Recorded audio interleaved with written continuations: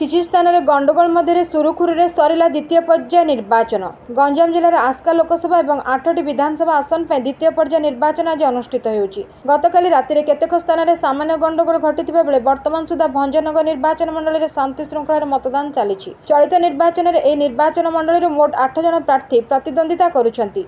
आज सकाळे स्थानीय बीजेडी विधायक प्रार्थी तथा अर्थमंत्री विक्रम केशरी आरुख निज ग्राम अगझोल बूथ रे जाई गणतंत्र महापर्व निर्वाचन में निजर मतदान सब्यस्त करते।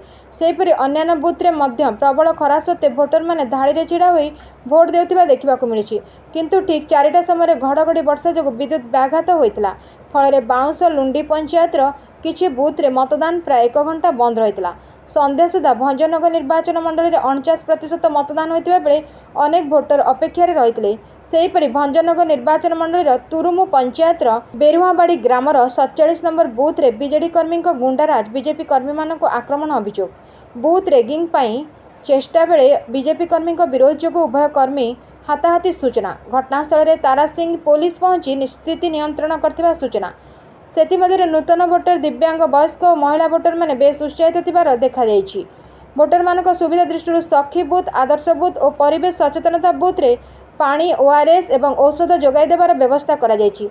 सुरक्षा दृष्टि पुलिस कर्मचारी माने विभिन्न बूथ रे मुतयन थिबा बेले मोबाइल पार्टी मध्ये सतर्क रहिछि। 124 नंबर बूथ बाउंसलुंडी रे असुस्थ presiding officer Bismita Lakshmi 17 ambulance जोगे भंजनगर मेडिकल को चिकित्सा पाई नेइथिले। परे पद्मिनी सेठी से दायित्व तुलाइथिबा सूचना। Bureau report Ekamra news agency.